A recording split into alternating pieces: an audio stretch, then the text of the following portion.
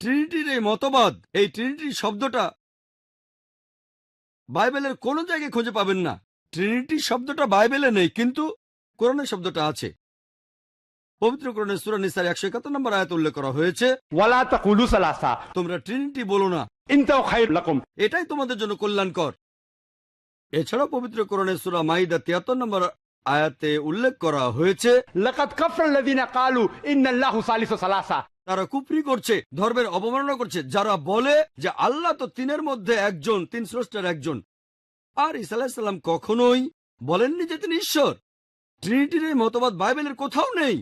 একমাত্র যে অনুচ্ছেদটা ট্রিনিটির কাছাকাছি আসতে পারে সেটা হচ্ছে ফার্স্ট এপিস্টল অফ জনের 5 নম্বর অধ্যায়ের 7 অনুচ্ছেদ। এখানে বলা আছে, স্বর্গের মালিক হলেন তিনজন, পিতা, পুত্র এবং পবিত্র আত্মা, আর এই তিনজন একই।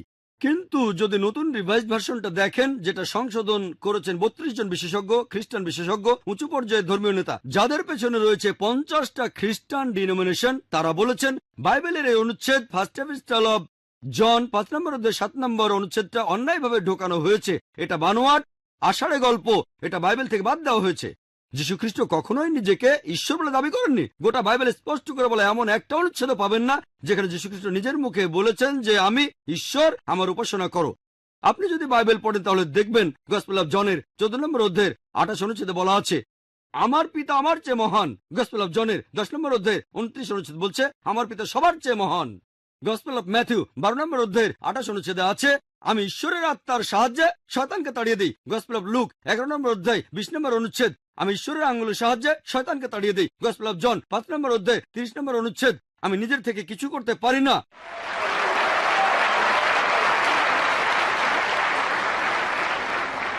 আমি নিজের থেকে কিছুই করতে পারি না। আমি যেমন শুনি তেমন বিচার করি, আর আমার বিচার ন্যায্য, কারণ আমি আমার ইচ্ছা পূরণ করি না, পিতার ইচ্ছা পূরণ করি।